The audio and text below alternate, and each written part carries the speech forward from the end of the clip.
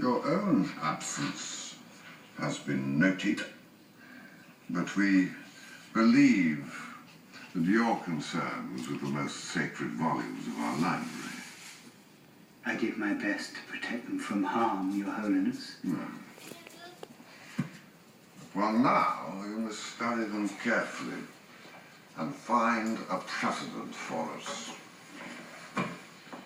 We think that a period of penitence is in order for the courier who so selfishly abandoned us.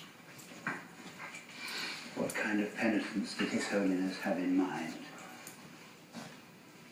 We think they should present themselves in sackcloth and ashes at the next convention.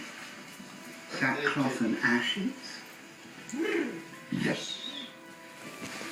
Can you find such precedent for us? I will do my utmost, Your Holiness.